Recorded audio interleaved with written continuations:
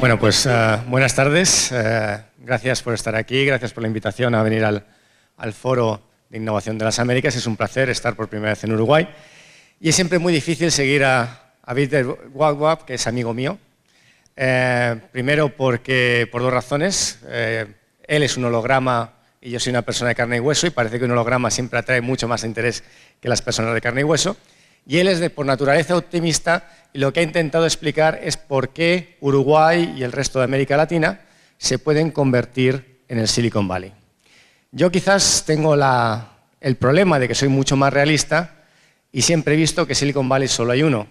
Y llevamos 10, 20, 30 años intentando imitarlo y no se puede replicar, es muy difícil replicarlo. Así que lo que voy a intentar es decir por qué Uruguay tiene dificultades, como tiene el resto de América Latina, para convertirse en el Silicon Valley, en un aspecto crucial, que es el de los parques tecnológicos, y qué es lo que se puede hacer para tener una política de innovación que pueda fomentar la innovación de manera más incremental, de manera más realista, y que, desgraciadamente, no nos haga saltar de ser Montevideo a ser San Francisco, pero que sí nos pueda dar un avance, digamos, de carácter más incremental y quizás un avance que sea más sostenible a medio y largo plazo, porque, como dije antes, aunque Vivek es siempre muy optimista, hay una razón y hay muchas razones claras por qué el Silicon Valley no se ha reproducido.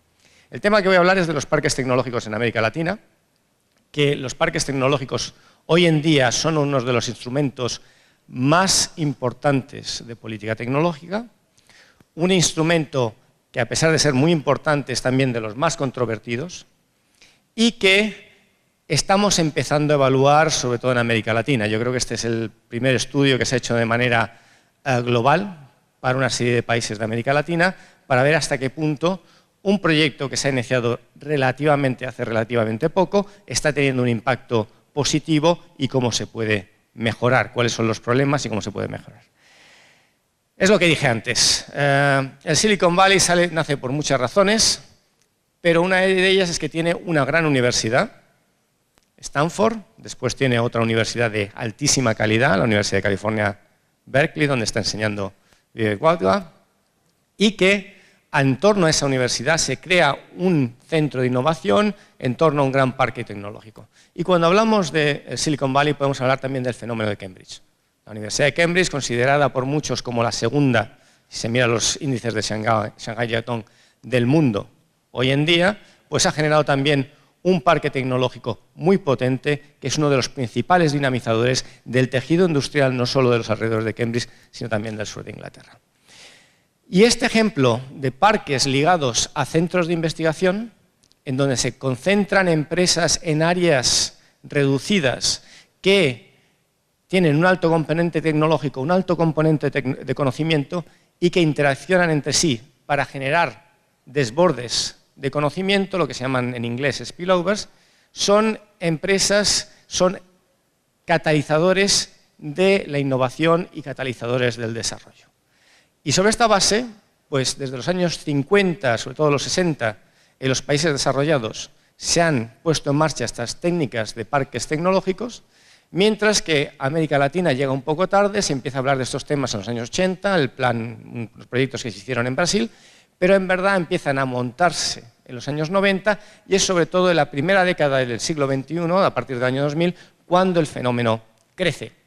Es decir, hoy en día nosotros cogemos para este análisis, y digo nosotros porque está hecho con varias personas más, 8 países que son México, Brasil, Argentina, Uruguay, Chile, Perú, Colombia y Venezuela, y hacemos lo que consideramos que es, porque no hemos visto ningún otro ejemplo, el primer mapeo de parques tecnológicos en América Latina. ¿Qué es lo que encontramos? Que en estos países, 8 países, hay 60 parques o llamados parques tecnológicos ya operativos, hay 45 en proceso de implantación y 33 de ellos en proyecto. La mayoría concentrados en 2 países, como veremos más tarde, que son los 2 grandes países de la región, Brasil y México, y otros países que, a pesar de su tamaño, tienen una participación mucho menor. Este es el caso de Argentina y, en cierta menor medida, el caso, por ejemplo, de Colombia, que son los países que siguen en tamaño a los 2 que mencioné anteriormente. Pero claro, Las condiciones de la región, las condiciones del continente latinoamericano en el que se han montado estos parques difieren, en muchos casos, de las condiciones ideales en las que se montaron los parques que han tenido más éxito y que todos intentamos imitar. Es decir, montar un parque en, no quiero ofender a nadie, pero pongamos en el estado de Alagoas, en Brasil, o montar un parque en el Valle del Cauca, tiene unas dificultades muchísimo mayores que montar un parque en el Silicon Valley o montar un parque en Cambridge o incluso montar un parque en San Pablo, en Montevideo, Buenos Aires, Monterrey o Ciudad de México. Y entonces los resultados pueden ser mucho más o mucho menos de los esperados o por lo menos de lo que se nos ha vendido. Y el objetivo de esta presentación, de este tipo de análisis, es analizar cuál ha sido la viabilidad y los rendimientos, teniendo en cuenta que muchos de estos parques son nuevos, novísimos o ni siquiera existen, están solo en proyecto, para estos 8 países del continente, con el primer mapeo y hacer una primera evaluación basada sobre todo en métodos cualitativos, ya que los métodos cuantitativos los tendremos que dejar para cuando tengamos datos más serios sobre la evolución de los parques. ¿Cuál es la estructura de la presentación? En primer lugar voy a mirar a los fundamentos teóricos de los parques tecnológicos, pensando también un poco a los temas de los parques tecnológicos en países emergentes, qué es lo que ha pasado con los parques tecnológicos del sur de Europa, qué es lo que ha pasado con los parques tecnológicos en China y en la India. Después hacer el mapeo de los parques tecnológicos en América Latina y mirar a su impacto basado en 4 criterios que son los 4 componentes principales que caracterizan a los parques tecnológicos. Por un lado, su componente tecnológico. ¿Son verdaderamente parques tecnológicos o son otra cosa?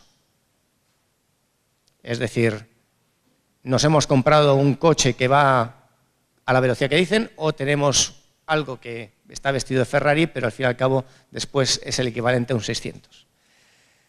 Si hay flujos de cooperación tecnológica dentro del parque y en el externo del parque, que es uno de los elementos fundamentales, buscar la creación de empresas, de nuevas empresas de carácter tecnológico, de componente tecnológico, y por último, hasta qué punto estos parques han conseguido dinamizar al resto de la región. Para después concluir si los parques tecnológicos son un instrumento adecuado para las políticas de innovación y si la respuesta es afirmativa, en qué casos, cómo se tienen que hacer, y si la respuesta es negativa, que va a ser una, yo lo puedo adelantar, una de cal y una de arena, qué es lo que se puede hacer para minimizar y mejorar la capacidad de innovación de muchas áreas, digamos, emergentes y áreas periféricas.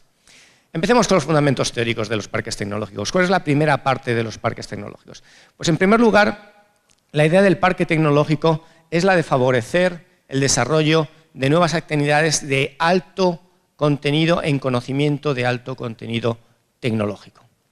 Para ello lo que se hace es, en un área restringida, vinculada a una serie de centros de investigación y de investigación dinámicos, atraer una serie de empresas que utilicen esa interacción con el centro de innovación y la interacción entre ellas y además con una serie de servicios que provee el parque para generar, en primer lugar, mayor productividad, nuevos productos, innovación, mayor empleo, nuevas empresas y dinamizar a través de los desbordes de conocimiento que se generan ya con el resto del tejido productivo regional, un mayor dinamismo en toda la economía local. Entonces, los objetivos son, como dije antes, creación de empleo, creación de innovación, mayor productividad y creación de nuevos tipos de empresas.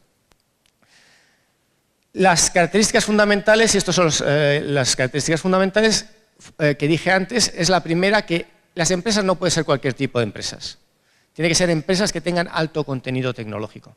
Empresas dinámicas que creen nuevas innovaciones, innovaciones de proceso, innovaciones de producto, y que sean innovaciones en muchos casos de carácter radical, es decir, innovaciones que no se hacen en ningún otro sitio, no sean la mera aplicación de conocimiento que se ha desarrollado, digamos, en el Silicon Valley, que después se aplica a una empresa local o que se ha desarrollado en Ciudad de México y que después se aplica en Guadalajara o en Oaxaca o en Tabasco.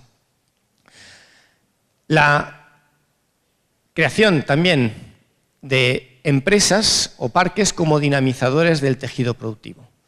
tienen que ser las fuentes a través de las cuales beban las otras empresas a nivel local para dinamizar todo el potencial de la economía en espacios regionales. Es decir, que hoy en día estamos en el LATU o el Parque Tecnológico de Pando, sean dinamizadores a medio y largo plazo del tejido productivo de Montevideo y a través de Montevideo del resto de Uruguay.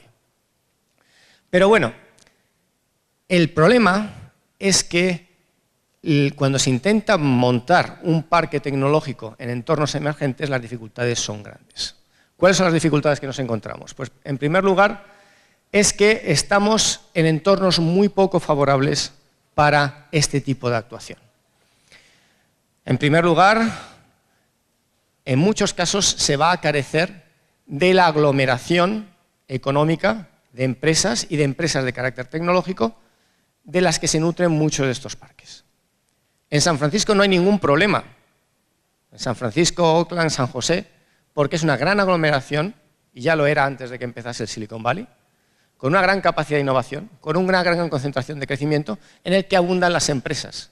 Y concentrar empresas tecnológicas en esas condiciones es mucho más fácil que intentar hacerlo en la Patagonia argentina o chilena, o intentar hacerlo, por ejemplo, en el estado de Goiás o en el estado de Mato Grosso, en Brasil. Simplemente porque no hay aglomeración de empresas, y muchas de las empresas que hay son empresas de bajo contenido tecnológico, porque al fin y al cabo también hay un menor nivel de capital humano. Segundo problema, que hay una escasa tradición tecnológica y de demanda de la tecnología. Y sí, Vivek estaba diciendo antes que se pueden importar investigadores, se pueden importar emprendedores, pero es mucho más fácil decirlo que hacerlo. Yo llevo trabajando para el gobierno del Reino de Arabia Saudí desde hace ya años en un proyecto para atraer investigadores de élite a una nueva universidad de carácter científico en el que los salarios que se pagan son el mínimo 500 millones de dólares. Perdón, 500 millones, 500.000 dólares. Si va a ser 500 millones de dólares, seguro que viene alguien más. 500.000 dólares libres de impuestos. Al año, libres de impuestos. ¿Cuál es el problema? Que los investigadores no vienen. Los que vienen son muchos investigadores que están al principio de su carrera y que saben que no van a poder conseguir estar al máximo nivel en las grandes universidades americanas o europeas, o investigadores que están al final de su carrera y que deciden, bueno, 3 o 4 años en Arabia Saudí, ganando $500.000, $700.000 al año libres de impuestos, me va a pagar el retiro y un retiro dorado. El problema es que los investigadores en el culmen de su carrera, en sus 30 o 40 años, generalmente no vienen. Hay muchos problemas para ir a situarse a vivir en una ciudad que es una ciudad artificial en las afueras de Jeddah. Pero también hay muchos problemas para ir y vivir en el altiplano boliviano, para cualquier investigador de élite. Entonces es mucho más fácil decirlo que después conseguirlo, aunque haya incentivos. Y se puede conseguir que venga. Pero también es más fácil atraer investigadores e empresarios a Chile, como puede ser a Ciudad de México, a Buenos Aires o a Montevideo, que son ciudades en general muy agradables, aunque tengan sus problemas, que intentar llevarlo por todas las zonas de América Latina. Hay mayores deficiencias estructurales, problemas de capital humano, problemas de infraestructura, un tema fundamental, instituciones que a veces no funcionan de la manera adecuada y que limitan los incentivos para, por un lado, investigar, para crear contenido tecnológico y, por otro lado, para emprender. Y, por último, una menor receptividad a la innovación por parte de la sociedad. Es decir, puede haber innovadores, a lo mejor, en Montevideo, en el campo del software, pero es un mercado pequeño, son a lo mejor instituciones quizás más rígidas y se tienen que buscar muchas veces las castañas, buscar sus clientes fuera del país.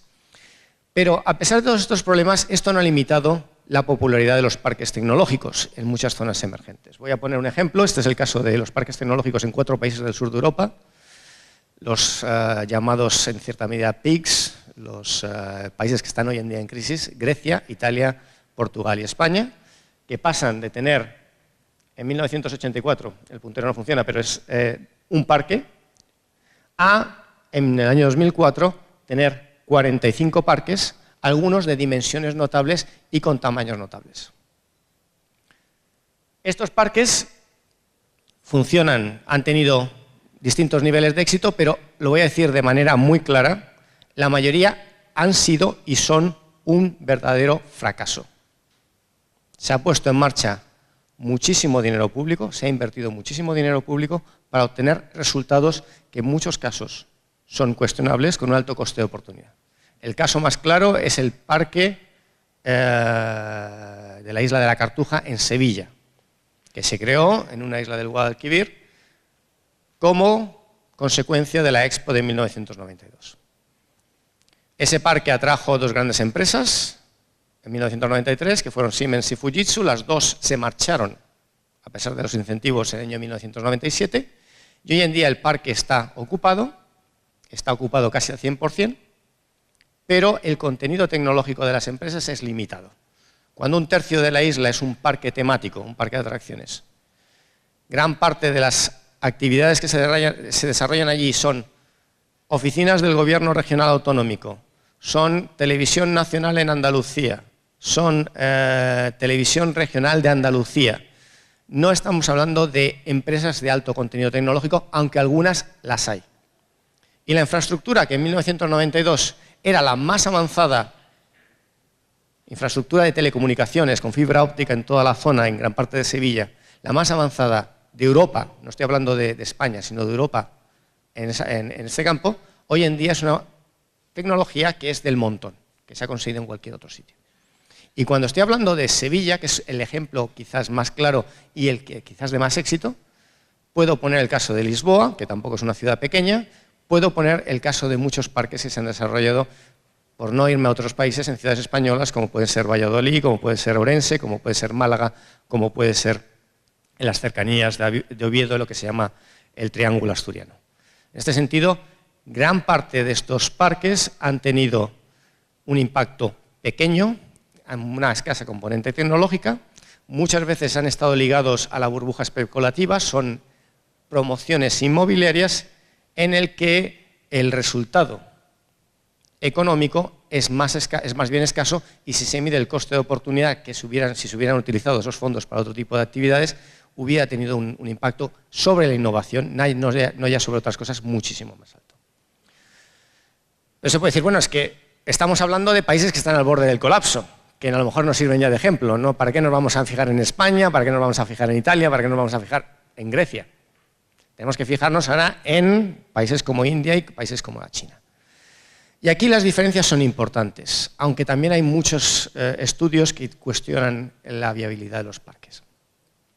En el caso de la India tiene muchos más parques que China, tiene una política más sistemática de parques que la que ha tenido China, aunque en China existen parques y quizá los parques más grandes y algunos de los más dinámicos del mundo, y una serie de parques más especializados en distintos sectores. Por ejemplo, hay 47, en el año 2007 había 47 parques en software, había 25 parques en tecnología, más específicos que los parques generales que se han desarrollado en gran parte de Europa o incluso en los Estados Unidos. Y en China hay, en el año 2008 igualmente, 53 parques con más de 10 años de funcionamiento, y es un número importante, y algunos parques enormes, sobre todo los parques en los alrededores de las grandes ciudades. Beijing, más que nada, donde está el Zhongguoquan, que es el parque que probablemente hoy el día más grande del mundo, Shanghai, y en el sur de China, Guangzhou. Pero hay una gran concentración en esas zonas, hay mucha menos difusión de los parques fuera de estas grandes ciudades.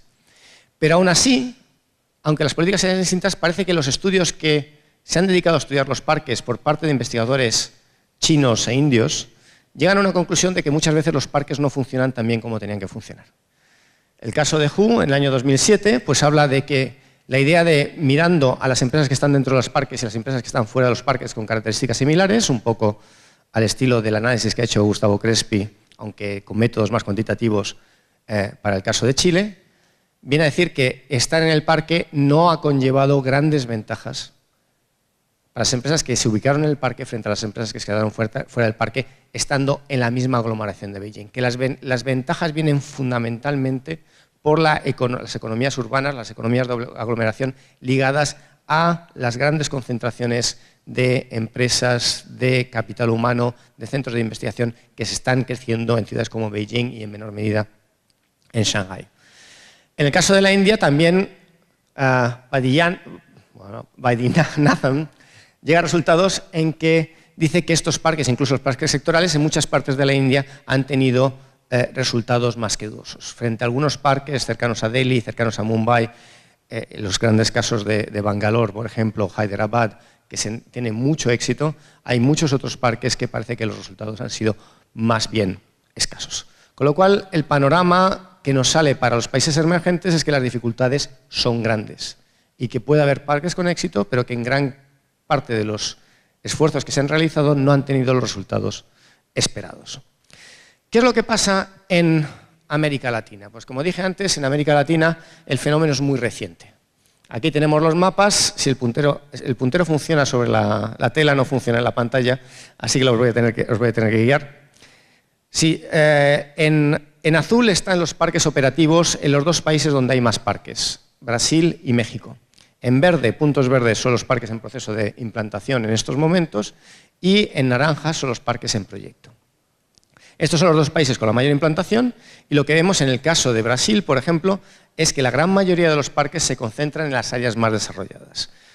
En Baja California, al lado de Mexicali, el Parque Sonora Soft, que tiene la intención de ser el mayor parque tecnológico de América Latina, y después dos parques, uno de ellos muy importante, en Nuevo León, en la ciudad de Monterrey, y menor difusión en otros lados. Frente a esta concentración de parques en Brasil y en México, tenemos otros países latinoamericanos en que la concentración de parques es mucho menor. Los dos países que le siguen en tamaño son Argentina y Colombia. Y frente a los números importantes, en México hay más de 60 parques, en Brasil, lo que tenemos es que en Argentina hay muy pocos, la mayoría en la provincia de Buenos Aires, hay alguno en Mendoza, en el estado de Santa Fe, pero muy pocos y de dimensiones más pequeñas, y lo mismo ocurre en el caso de Colombia. En Venezuela empieza a haber algunos parques, pero todavía el desarrollo es menor, y por último estamos, por ejemplo, el caso de Chile, donde los parques prácticamente brillan por su ausencia, hay pequeñas concentraciones de microparques en Santiago, algunos cerca de Concepción, en Uruguay, donde están más que nada centrados en Montevideo, con un nuevo desarrollo en Maldonado, y en Perú, donde todavía no hay parques, pero hay 7 en proyecto, con la idea de poner en marcha en el 2015 el primero, y son proyectos ambiciosos en Arequipa, no en Lima, aunque la mayor concentración va a ser en Lima. ¿Por qué estas diferencias? Pues son diferencias de carácter histórico, de carácter de cómo se han enfocado los parques, de carácter de tamaño. Los principales parques por tamaño están sobre todo en Brasil, en menor medida en México. El resto de los parques son parques pequeños, incluso microparques, en algunos casos no son verdaderamente parques. No voy a poner ningún caso de Uruguay, pero por ejemplo hay un parque en el estado de Alagoas que tiene una dimensión inferior a 1 hectárea. Muchos de los parques o los llamados parques en México son un edificio, con lo cual son incubadoras o muchas veces ni siquiera incubadoras. Uno de los parques que se llamaba parque y estaba anunciando bombo y platillo tenía una única empresa, con lo cual no es parque. Muchas de las cosas que se llaman parques no son verdaderamente parques. Pero sí que el resto, con algunas excepciones, tienden a tener dimensiones pequeñas. Frente al parque de Beijing, uno de los parques de Beijing, de los múltiples parques que han surgido en torno a Beijing, el de Zhongguoguan, que tiene más de 1.500, según cálculos, empresas de alto contenido tecnológico, el parque de Campinas o el parque de Porto Alegre, estamos hablando de en torno a 100, 120, 130 empresas de contenido tecnológico. Estamos a dimensiones que los parques más grandes de América Latina tienen un número de empresas que pueden ser 1/10 de los grandes parques en China y también una parte ínfima de los grandes parques, el parque, por ejemplo, de Cambridge, que es uno de los que mejor conozco. También difiere por el tipo de iniciativa. Cuanto más participa el sector público, más parques y mayor tamaño de los parques. Este es, por ejemplo, el caso de Brasil. En el caso de Brasil hay una participación importante del gobierno federal, hay una participación importante de los gobiernos estatales y esto conlleva a que se hayan generado más parques. Y también cuando participan el sector público hay también unos condicionantes geográficos que son relevantes. El primer caso es que cuanto más participe el sector público, más capacidad hay para esparcir o dispersar los parques por todo el territorio. Voy a volver un caso al mapa de Brasil. Como dije antes, la concentración está en el sur, pero si vemos, por ejemplo, el estado de Paraná, que muchos conocerán porque tampoco está tan lejos, no es que esté todo concentrado en Curitiba, que sería pues, el punto más hacia la costa, sino que está repartido por un montón de ciudades del interior de Paraná, en muchos casos ciudades relativamente pequeñas, no mayores de 60 a 70.000 habitantes.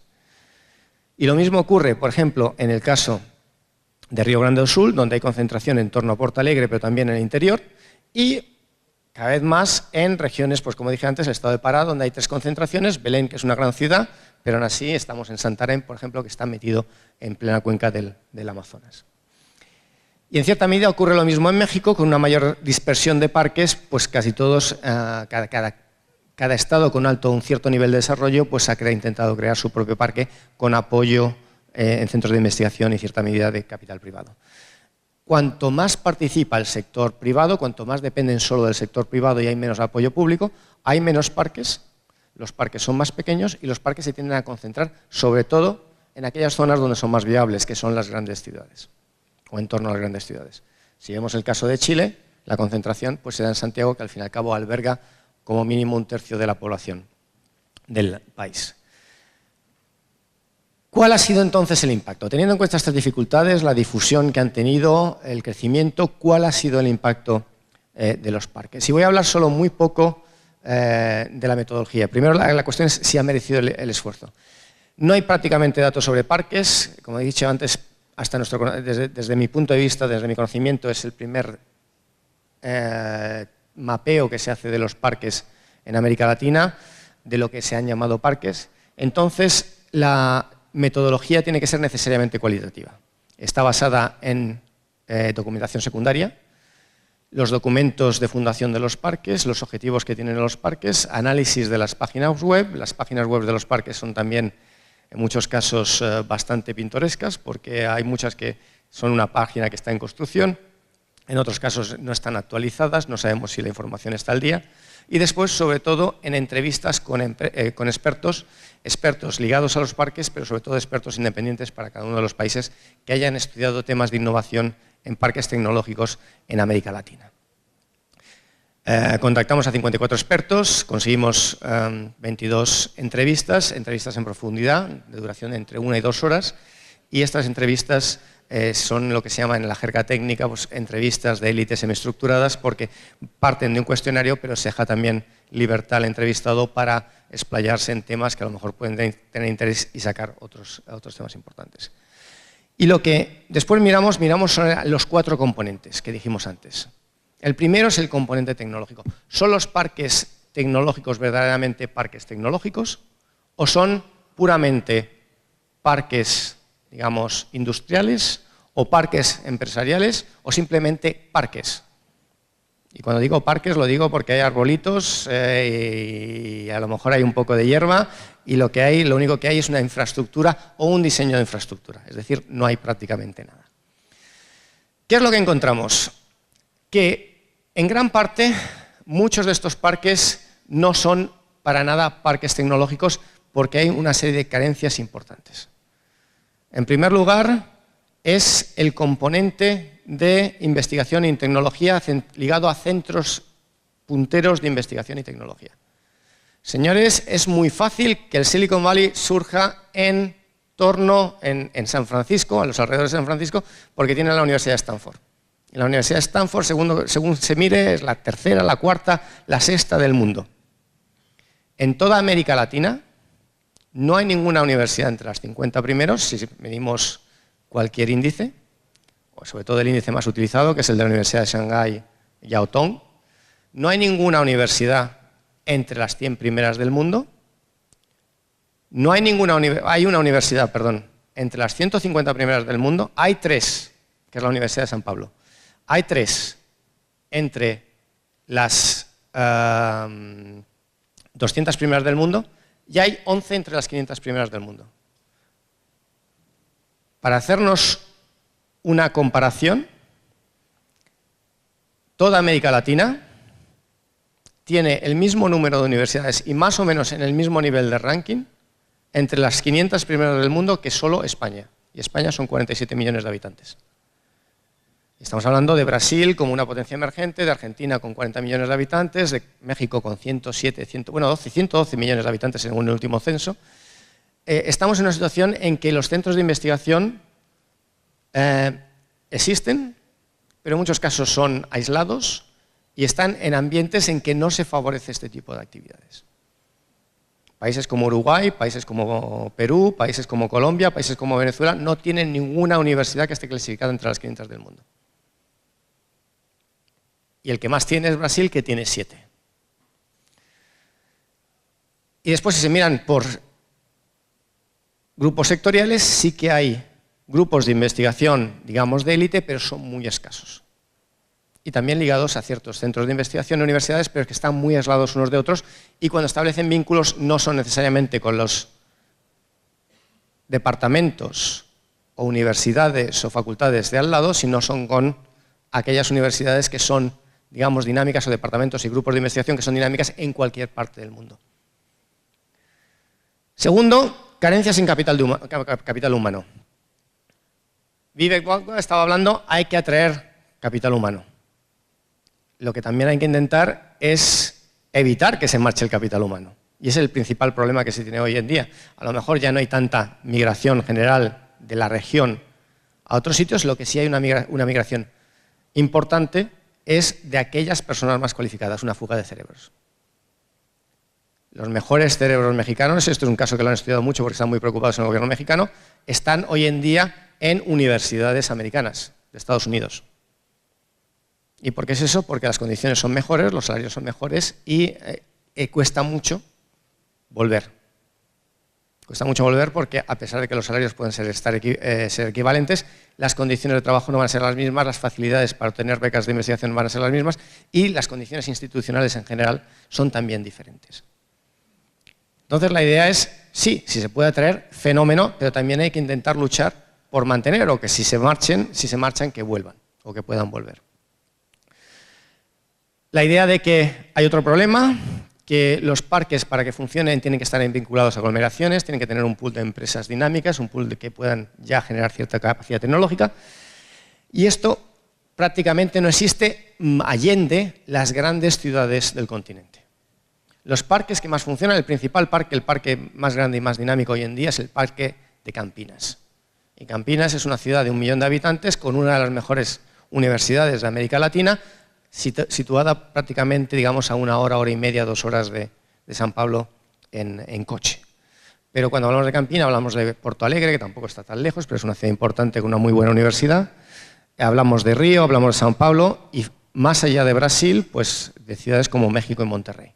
No digo Buenos Aires porque los parques de Buenos Aires son diminutos en comparación con los parques que vemos en estas zonas. Aquellos parques que funcionan son generalmente aquellos que están vinculados a 2 condiciones: centros de investigación, digamos, competitivos, no ya a nivel nacional, sino a nivel internacional, con todos sus problemas. Y después, sobre todo, a grandes aglomeraciones urbanas con un pool de mano de obra y un pool de empresas dinámico, competitivo, que permite que se pueda hacer una selección de empresas que funcionen dentro de los parques. El resto de los parques está, en un primer lugar, vinculado a centros de investigación menores, más pequeños, con menos capacidad tecnológica, que en muchos casos no son ni mucho menos centros de excelencia, en algunos casos son centros donde no se hace ningún tipo de investigación, son solo centros de docencia, y en esas condiciones la capacidad de generar componente tecnológico fundamentalmente no existe. Entonces, la mayoría de los parques llamados tecnológicos de América Latina no son parques tecnológicos, son fundamentalmente, en el mejor de los casos, incubadoras, y algunas de éxito o de semi-éxito. En el peor de los casos, que tampoco es malo, son parques industriales o parques empresariales. Lo que pasa es que quizás la denominación de parques tecnológicos es una denominación equivocada. Segundo factor, los flujos de cooperación tecnológica. En todos los análisis, en todas nuestras discusiones, lo que vimos es que la mayoría de las personas que nos hablaban decían que los flujos de cooperación tecnológica son relativamente escasos y que esto se podía deber, en cierta medida, a una cuestión de temporalidad. Muchos parques son muy nuevos. Los años que más se abrieron parques en nuestro estudio fueron los años 2010, 2009 y el 2011 iba a ser también un año de alto, va a ser un año de alto nivel de apertura de parques. Estamos en parques que todavía no han tenido las empresas capacidad para desarrollar los vínculos tecnológicos dentro del parque y fuera del parque. Pero también es verdad que cuando se mirábamos a los parques que llevaban más tiempo establecido, siempre nos venían a decir que los flujos tecnológicos, con ciertas excepciones, eran fundamentalmente escasos. Que aquellas empresas que tenían el mayor contenido tecnológico, que a veces se habían situado en el parque por una serie de incentivos, a lo mejor por los servicios que ofrecía el parque, y hay parques que ofrecen servicios mucho mejor que otros, pero que sus vínculos estaban ya predeterminados o eran vínculos que estaban generando cuando estaban en el parque, pero no necesariamente con el resto del parque, sino con otras zonas del mundo. Las empresas más dinámicas buscaban conexión, no ya dentro del parque ni dentro de la ciudad, sino con otras, digamos, centros de investigación o empresas o clientes dinámicos, innovadores en otras partes del país y en muchos casos, independientemente de la geografía, en otras partes del mundo. Es decir, las empresas que tenían éxito no era por el parque, sino eran por sus conexiones internacionales. Y que había, en muchos casos, una ausencia de incentivos para la colaboración con otras empresas del parque. Que los servicios de los parques que se ofertaban o que tienen que ofrecer dentro de una definición ideal de un parque tecnológico, pues brillaban muchas veces por su ausencia. Y por lo tanto, como dije antes, aquellas empresas que fomentaban o eran las que tenían ya redes establecidas fuera de las fronteras del parque. Con lo cual, el segundo criterio era el criterio que también fallaba, que había escasos flujos de cooperación tecnológica. Tercer factor, la creación de bases de empresa tecnológica. Aquí quizás los entrevistadores eran algo más positivos, que había una cierta función de incubación, que la función de incubación en muchos casos tendía a funcionar, pero que funcionaba mucho mejor en aquellos grandes parques establecidos. En Campinas, en Florianópolis, en Monterrey, en Porto Alegre, en los parques de Sao Paulo, parece que eran aquellos parques donde había mayor dinamismo. Que muchos parques, y por poner los casos que quizás estudiamos más porque tuvimos más entrevistas, perdidos en México, en regiones relativamente aisladas, la capacidad de incubación era también limitada por los motivos ligados no solo a las características de los parques, sino a cuestiones, como dije antes, de capacidad innovativa de las universidades y los centros de investigación. Pero en la mayoría de los parques esta función de incubación tiende a ser exitosa, tiende a ser la excepción y no la regla. Y cada vez más lo que se ve es una paulatina degradación como resultado de esto del contenido tecnológico de los parques. Aunque salgan los parques o nazcan los parques con muy buenas intenciones de llenarlas de empresas tecnológicas, a medida que el parque no consigue atraer las empresas del contenido tecnológico adecuado, los parques poco a poco se van convirtiendo, van intentando llenar a los parques de contenido, como en el caso de Sevilla, pero con empresas muchas veces de muy escaso contenido tecnológico. Y entonces acabamos en una situación en que los parques se convierten en productos de especulación inmobiliaria para generar algo de atracción de empresas y generar un beneficio, y parques que son, en el mejor de los casos, parques empresariales o parques industriales, pero no parques tecnológicos. Y finalmente, la contribución al desarrollo regional, si unimos todos estos factores, escasa capacidad de generar nuevas empresas, escaso contenido tecnológico, escasa interacción dentro del parque y con las afueras, el impacto es necesariamente muy escaso. A ello tenemos que añadir la dimensión relativamente pequeña de los parques. En ciudades como Buenos Aires o ciudades como Santiago, en parques que pueden tener 6 o 7 empresas, no cuentan para nada dentro del conjunto de la economía local. En el caso de Campinas, parques que pueden tener una mucha mayor dimensión de empresas, pero también con un número de empleados limitados, 5.000, 6.000, 7.000 empleados, en el mejor de los casos, estamos hablando de parques que son también relativamente muy pequeños para el conjunto de la economía y tampoco hay una masa crítica de empresas suficientes. Con lo cual, el efecto dinamizador hasta ahora ha sido un efecto relativamente pequeño. Entonces, ¿qué conclusiones podemos sacar de esto? Y esta es voy a empezar ahora con la parte más negativa para después decir cómo podemos mejorar, qué es lo que podemos hacer para que las políticas funcionen y funcionen de manera más adecuada. En primer lugar, lo que ya he venido diciendo, los parques en América Latina no funcionan como parques tecnológicos, en la gran mayoría funcionan como otra cosa, digamos, que varía desde un ámbito de incubación hasta algo más parecido a los parques de carácter industrial, que muchas veces se tiende a llamar parques tecnológicos a entidades que no tienen nada que ver con un parque tecnológico, y esto puede crear problemas en el futuro para la puesta en marcha de parques tecnológicos que puedan ser viables, y que la debilidad de los componentes tecnológicos es una lastra que no va a ser fácil de solventar para que los parques tecnológicos latinoamericanos puedan ser parques de carácter dinámico. Y que muchas veces este tipo de actuaciones, no muchas veces, siempre, tienen un alto coste de oportunidad. Si ponemos recursos, sobre todo recursos de carácter público, que son los que más se han destinado en este tipo de actuaciones, quiere decir que no tenemos recursos, tenemos menos recursos para destinarlos a otro tipo de actividad que puede tener un impacto tan bueno o mejor en la innovación y la innovación tecnológica. Entonces, ¿qué es lo que podemos hacer? Yo planteo dos tipos de estrategias. Hasta ahora, la primera y la más importante es cómo tenemos que concebir los parques tecnológicos. Hasta ahora se han concebido los parques como estrategias de desarrollo aisladas. Es decir, el parque como fin en sí mismo, como capacidad de generación tecnológica, aislada de una estrategia de desarrollo, digamos, más regional, más nacional. Los parques tienen que estar metidos y de manera clara dentro de estrategias para desarrollar sistemas de innovación de carácter regional y sistemas de innovación de carácter nacional.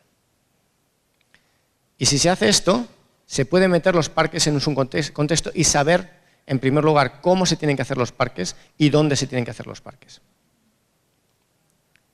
¿Y esto qué conllevaría? Conllevaría que se pueden hacer parques, y hay parques que pueden ser viables, en aquellas zonas que reúnan algunas de las condiciones, o gran parte de las condiciones teóricas que se han visto en aquellas zonas donde no ha funcionado para que los parques funcionen. Y esto, lo queramos o no, va a ser las grandes ciudades, las grandes metrópolis de la región. Va a ser muy difícil que en Uruguay, y perdónenme si me estoy a lo mejor columpiando, se puedan tener parques dinámicos grandes en una ciudad como 33. ¿Por qué? Porque no sé la población que tiene, pero seguramente no supera los 50.000 habitantes. Y está muy aislada. Si hay futuros, los parques tienen que estar, o el parque tiene que estar ligado a una ciudad como Montevideo, que es la que tiene la masa crítica de actividad y la capacidad de innovación, la capacidad tecnológica para que esto funcione. Y aún así, hay que tener cuidado, porque no se puede ir con parques, como se ve esto, parques generalistas, en el que se busca el contenido tecnológico independientemente del sector. Hay que apostar un poco como lo que ha hecho la India, e incluso la India no ha funcionado. Es decir, por lo que vimos ayer en los parques tecnológicos, en los premios Nova, y lo que he aprendido en estos últimos días, Uruguay tiene verdaderamente una ventaja comparativa en el caso del software. Nos podemos traer hasta hologramas y todo. A lo mejor es una de las áreas que se tiene que intentar fomentar en la creación de parques. No se pueden intentar seguir haciendo parques generalistas como se han hecho en gran parte de América Latina. Y después, también hay que seleccionar apoyo en investigación y en I+D en aquellos sectores dentro de las universidades y los centros de investigación que sean verdaderamente competitivos, no ya a nivel nacional ni a nivel continental, sino a nivel mundial. ¿Por qué? Porque los recursos son escasos y si se apuesta por todos, al final se acaba no teniendo nada. Hay que apostar con los riesgos que eso lleva. pero yo creo que en muchos casos los países ya saben, y los gobiernos regionales, las universidades, saben cuáles son sus ventajas comparativas, dónde están verdaderamente los investigadores de élite que pueden generar este tipo de innovaciones que creen nuevas tecnologías, nuevos startups, nuevas empresas, y dónde están aquellos que al fin y al cabo no lo van a conseguir. Eso está haciendo. Yo vivo en el Reino Unido se discrimina por departamentos, y solo los departamentos que tienen un alto nivel de competitividad a nivel mundial, evaluados de manera externa, son aquellos que reciben dinero. Todos los demás, en términos de investigación, prácticamente no reciben nada. Son decisiones difíciles, pero son las únicas que pueden generar actividad. Y, como dije antes, ligados a políticas públicas de I+D. Son parques, si se quieren que el contenido tecnológico sea verdaderamente alto, hay que hacer inversión en I+D, lo decía Gustavo Crespi, hay un impacto de innovación, pero el impacto de inversión en I+D en aquellos sectores dinámicos va a ser mayor. ¿Qué quiere decir? ¿Que todos los demás no tienen nada que hacer? Pues no, hay actividades y yo creo que para los demás territorios hay potencial para generar innovación que puede ser importante, pero mediante otro tipo de sistemas, no mediante parques tecnológicos, etc.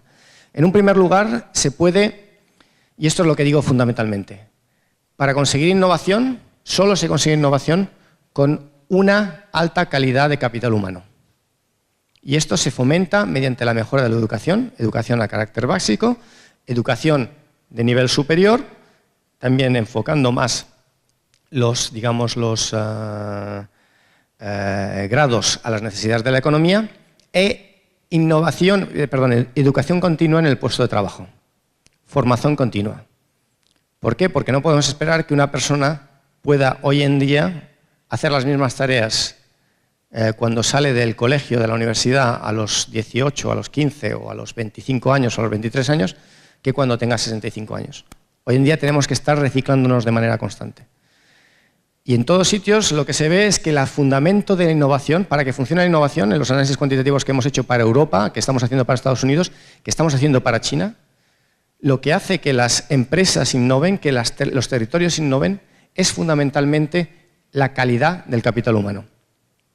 Sin calidad de capital humano, por mucho que se invierta en I+D, por mucho que se pongan las estrategias de las que estaba hablando, por ejemplo, Gustavo Crespi hoy, estaba hablando de Ezequiel Taxi, no van a funcionar porque no va a haber capacidad receptora.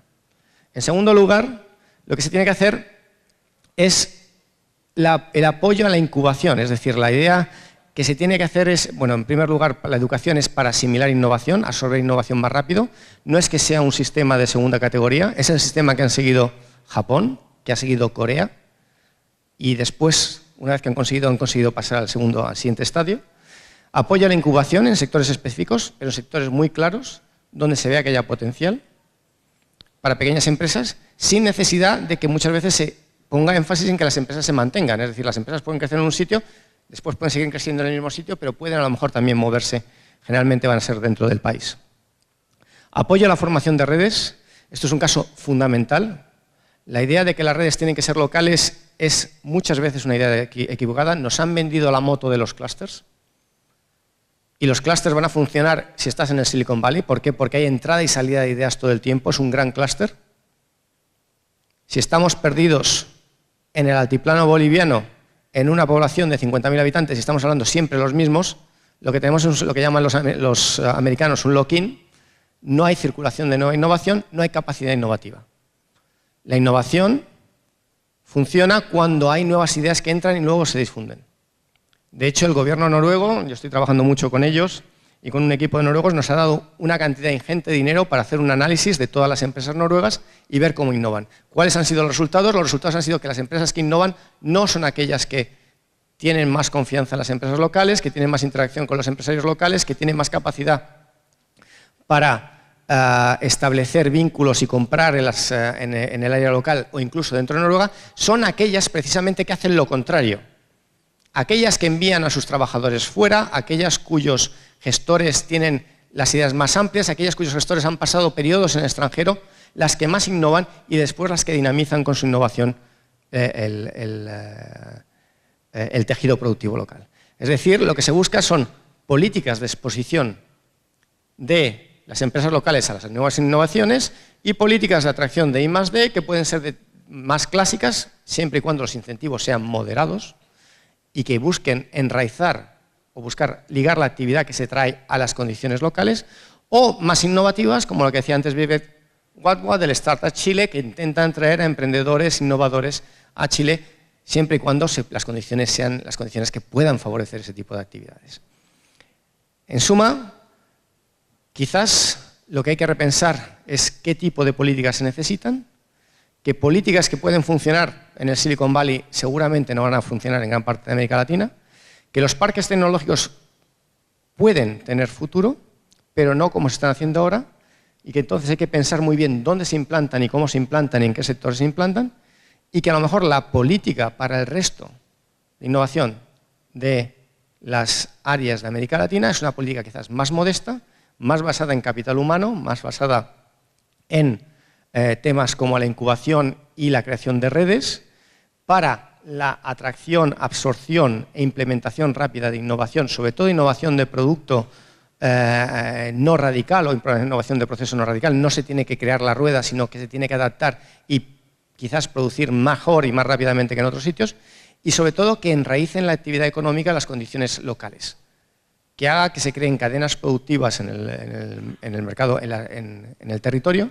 para que estas empresas al fin y al cabo se enraícen y den lugar a un crecimiento que, si bien no nos va a transformar en el Silicon Valley de la noche a la mañana, sí que poco a poco, mediante un sistema sostenible, puede mejorar la capacidad innovativa y, de hecho, entonces el dinamismo económico y empresarial de las regiones, de las ciudades y de los países de América Latina. Muchas gracias.